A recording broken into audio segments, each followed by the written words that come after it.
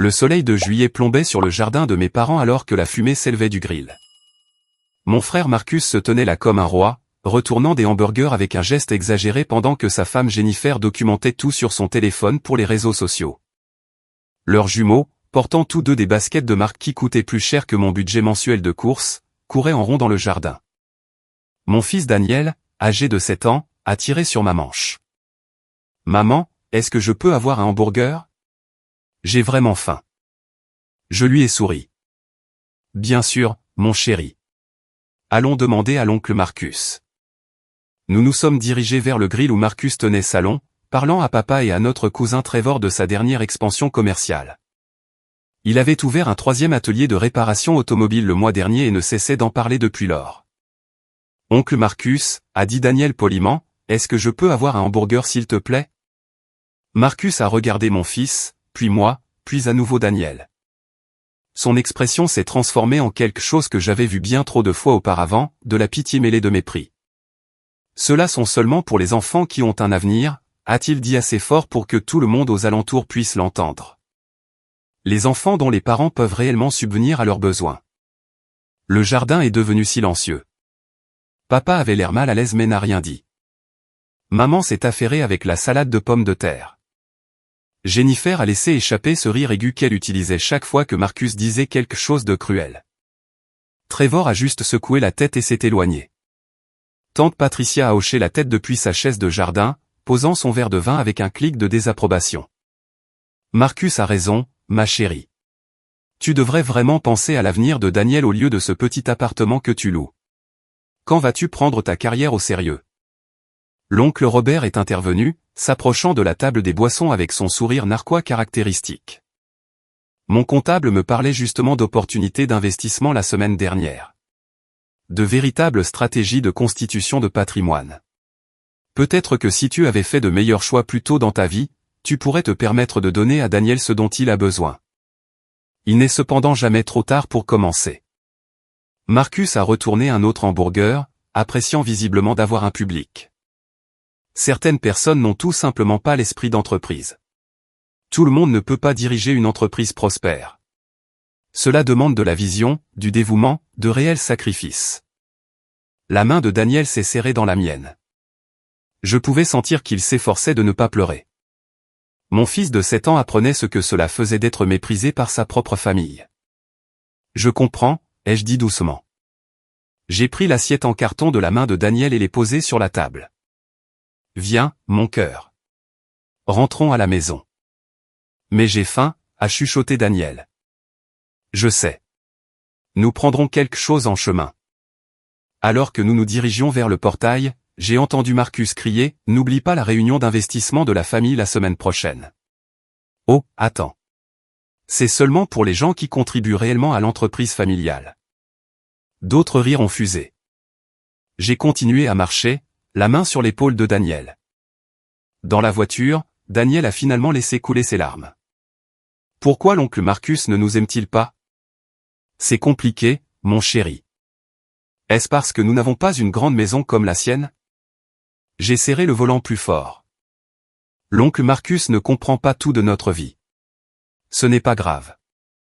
Nous nous sommes arrêtés dans un restaurant de type dîner sur le chemin du retour, un de ces endroits classiques en chrome et vinyle qui servaient des petits déjeuners toute la journée. Daniel a commandé un hamburger avec des frites et des cornichons supplémentaires, et je l'ai regardé manger, pensant aux 5 dernières années. À propos des choix que j'avais faits et que ma famille considérait comme des échecs. À propos des nuits tardives dont il ne savait rien, des conférences téléphoniques à minuit avec Tokyo et Londres. À propos des appels téléphoniques et des réunions qu'il ne comprendrait jamais, des négociations et des acquisitions qui se déroulaient dans des salles de conseil qu'il ne verrait jamais. Daniel a essuyé du ketchup sur son menton. C'est un très bon hamburger, maman. Bien meilleur que celui de l'oncle Marcus ne l'aurait été. Il a souri. Bien meilleur. Ce sourire rendait tout cela digne d'intérêt. Ce soir-là, après avoir couché Daniel, je me suis assise dans mon petit salon avec une tasse de thé. L'appartement était calme, humble, rien d'impressionnant selon les critères de ma famille, mais c'était le nôtre et c'était exactement ce dont j'avais besoin qu'il soit. À 23h55, mon téléphone a vibré avec un SMS de Marcus, juste pour que nous soyons clairs, tu m'as manqué de respect aujourd'hui en partant comme ça devant tout le monde. Souviens-toi de qui a garanti ton prêt commercial quand tu essayais de lancer ce truc de conseil il y a 5 ans.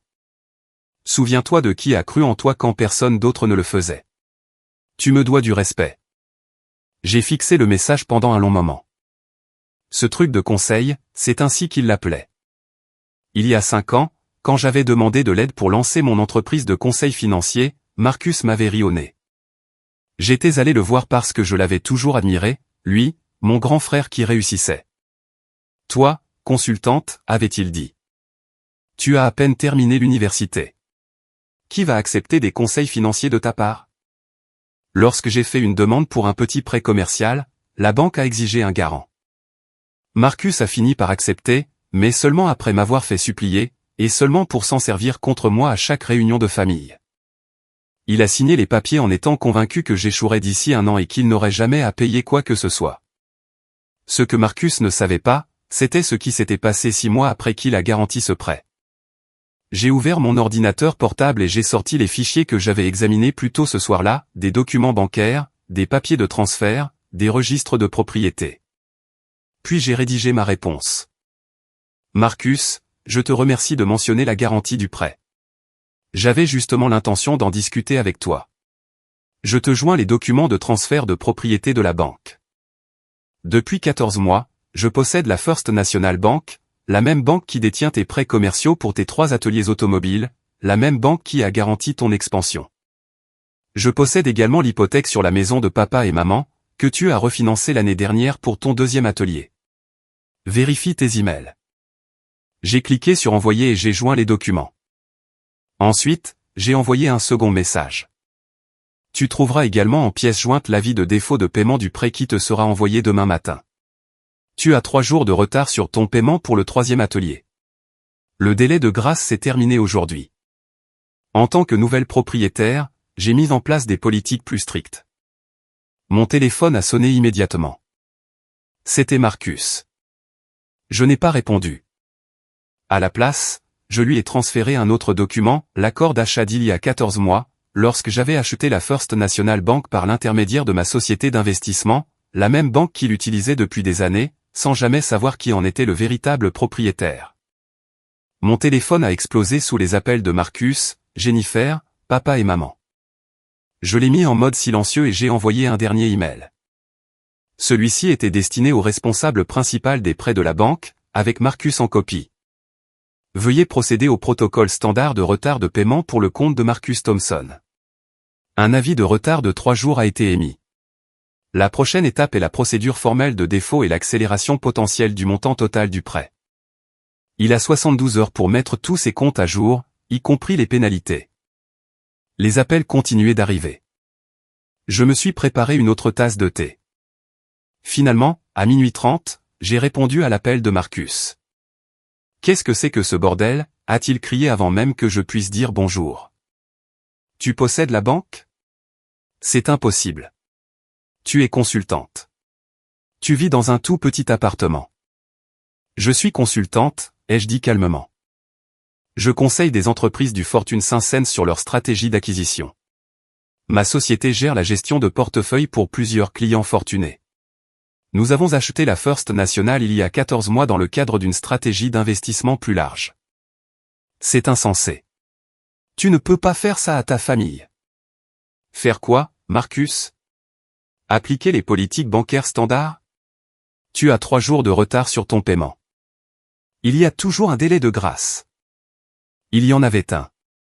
Il s'est terminé ce soir. La nouvelle direction a mis en place des protocoles plus stricts le trimestre dernier. Tu l'aurais su si tu avais lu les avis que nous avons envoyés, ou si tu avais pris la peine de m'interroger sur ma véritable carrière au lieu de l'appeler ce truc de conseil. La voix de Jennifer a hurlé en arrière-plan, parle-lui de la publication sur les réseaux sociaux. Dis-lui que nous allons ruiner sa réputation. J'ai bu une gorgée de thé. Tu ne ferais pas ça. Nous sommes de la même famille. La famille, ai-je répété. Est-ce ce que tu as dit à Daniel aujourd'hui quand tu as affirmé que les hamburgers étaient seulement pour les enfants qui ont un avenir? Quand tu as humilié un enfant de 7 ans lors d'un barbecue familial? Silence à l'autre bout du fil. Voici ce qui va se passer, ai-je continué. Tu as 72 heures pour effectuer ton paiement plus les frais de retard. Cela représente 12 800 $. Après cela, nous procéderons au protocole standard de défaut de paiement. Je n'ai pas cette somme en liquide en ce moment. Tout est immobilisé dans l'inventaire. Alors tu aurais dû effectuer ton paiement à temps. S'il te plaît, a dit Marcus, et j'ai entendu quelque chose que je n'avais jamais entendu chez lui auparavant, de la peur. Est-ce que tu ne peux pas simplement prolonger le délai de grâce? Pour la famille? La même famille qui s'est moquée de mon fils aujourd'hui? La même famille qui a passé 5 ans à me rappeler que tu avais garanti mon prêt? En parlant de cela, j'ai remboursé ce prêt il y a 4 ans. Mais tu prenais trop de plaisir à me le rappeler pour que je le mentionne. La voix de papa est parvenue à travers le téléphone. Marcus avait dû activer le haut-parleur. Ma chérie, sois raisonnable. Marcus a fait une erreur aujourd'hui. Il va s'excuser. Est-ce qu'il le fera, papa? Parce que tu te tenais juste là quand il a refusé de nourrir ton petit-fils. Tu n'as rien dit. La voix de maman a suivi, en larmes. Nous ne savions pas que cela blesserait les sentiments de Daniel. Tu te montres vengeresse. Je me montre banquière. Si Marcus était n'importe quel autre client, il serait déjà en défaut de paiement formel. Je lui accorde 72 heures par courtoisie. Qu'est-ce que tu veux, a demandé Marcus. Des excuses. Très bien. Je suis désolé d'avoir dit cela à Daniel. Tu es contente maintenant? Je ne veux rien, Marcus. Je veux que tu paies ton prêt à temps comme le contrat l'exige. Que tu t'excuses auprès de Daniel est entre toi et ta conscience. Je pouvais entendre Jennifer pleurer en arrière-plan, papa essayait de négocier, et maman demandait comment cela avait pu arriver. La voix de l'oncle Robert s'est jointe au chaos, c'est de l'extorsion. Je connais des avocats. Excellent, ai-je dit. Faites-leur examiner les documents du prêt. Ils confirmeront que tout ce que je fais est tout à fait légal et conforme aux pratiques bancaires standards. En fait, Marcus a bénéficié d'un traitement préférentiel au cours des 14 derniers mois parce que j'avais demandé au département des prêts de ne pas signaler son compte pour une attention particulière. Cette courtoisie prend fin maintenant. J'ai raccroché et j'ai bloqué leur numéro pour la nuit. J'avais besoin de dormir. Le lendemain matin, je me suis réveillé avec 73 appels manqués et 42 messages textuels. Je les ai tous ignorés et j'ai préparé le petit déjeuner de Daniel. Des pancakes, son plat préféré. Est-ce que tu vas bien, maman, a-t-il demandé en scrutant mon visage. Je vais très bien, mon chéri. Mange ton petit déjeuner. À 9 heures, mon téléphone a sonné avec un numéro que je ne reconnaissais pas. J'ai répondu. Ici David Park, avocat de Marcus Thompson. Nous devons discuter de ces menaces d'accélération de remboursement de prêts. Monsieur Park, il n'y a pas de menace. Il y a un contrat que votre client a signé et des politiques bancaires standards qui s'appliquent à tous les emprunteurs. Marcus est en défaut de paiement. Il lui reste 68 heures pour remédier à ce défaut. Mon client me dit que vous êtes sa sœur. Il y a là un conflit d'intérêts évident. Je suis la propriétaire de la banque. Mon frère est un emprunteur. Il n'y a aucun conflit. Au contraire, il a bénéficié d'un traitement préférentiel. Cela s'arrête maintenant. 68 heures, Monsieur Park. J'ai raccroché. À 10 heures, le responsable principal des prêts de la banque a appelé. Mademoiselle Thompson, nous avons reçu plusieurs appels de l'avocat de Marcus Thompson. Comment souhaitez-vous que nous procédions? Protocole standard. Pas d'exception. S'il ne remédie pas au défaut dans le délai spécifié, nous engageons des procédures d'accélération sur les 3 prêts. C'est compris. De plus, nous avons reçu son paiement ce matin, 12 800 $. Un virement bancaire effectué à 9h45. J'ai souri. Très bien. Veuillez confirmer la réception et mettre à jour le statut de son compte. Et John, à partir de maintenant, Marcus Thompson reçoit le même traitement que n'importe quel autre emprunteur commercial. Aucune considération particulière. Bien sûr. Serez-vous présente à la réunion du conseil d'administration cet après-midi? Oui. Je dois examiner les prévisions du 3e trimestre. Après avoir raccroché, je suis resté assise tranquillement un moment. Marcus avait trouvé l'argent. probablement emprunté à papa ou en vendant quelque chose. Cela n'avait pas d'importance. Il avait payé. Mon téléphone a vibré. Un SMS provenant d'un nouveau numéro, ta mère est très contrariée. Ce n'est pas ce que tu es. J'ai répondu, c'est exactement ce que je suis. Tu n'as simplement jamais pris la peine de demander. 3 jours plus tard, j'ai reçu une lettre formelle par courrier recommandé. C'était des excuses de Marcus pour Daniel. Soigneusement formulées, probablement rédigées par son avocat. Cela ne signifiait rien, mais c'était déjà cela. 2 semaines après, lors du dîner d'anniversaire de maman, la famille était différente. Plus calme. Marcus et Jennifer sont arrivés en retard et sont partis tôt. Personne n'a posé de questions sur mon appartement ou mon travail. Personne n'a fait de commentaires sur l'avenir de Daniel. Quand Daniel a demandé à l'oncle Marcus s'il pouvait avoir une part de gâteau, Marcus a dit oui immédiatement et lui a coupé une part extra large. De petites victoires. Ce soir-là, alors que je bordais Daniel dans son lit, il a dit, l'oncle Marcus était plus gentil aujourd'hui. Oui, il l'était. Tu lui as parlé? D'une certaine manière. C'est bien, a dit Daniel en bâillant. Je préfère quand les gens sont gentils. J'ai embrassé son front. Moi aussi, mon chéri. Moi aussi. Plus tard dans mon bureau à la maison, j'ai examiné les rapports trimestriels de la banque. La First National affichait des performances supérieures aux prévisions. L'acquisition avait été l'une de mes meilleures décisions, non pas à cause de Marcus, mais parce qu'il s'agissait d'un investissement solide qui contribuerait à assurer le véritable avenir de Daniel. L'avenir dont ma famille s'était moquée lors d'un barbecue. L'avenir que j'avais construit en silence pendant qu'il supposait que j'échouais. Mon téléphone a vibré. C'était un email de Trevor, mon cousin qui s'était éloigné du grill ce jour-là. J'ai appris ce qui s'est passé. C'est bien joué de ta part. Marcus avait besoin d'apprendre cette leçon. De plus, mon entreprise recherche un consultant financier pour une acquisition que nous planifions. Aurais-tu de la place pour de nouveaux clients par hasard? J'ai souri et j'ai tapé ma réponse, envoie-moi les détails. Je serais ravi de les examiner.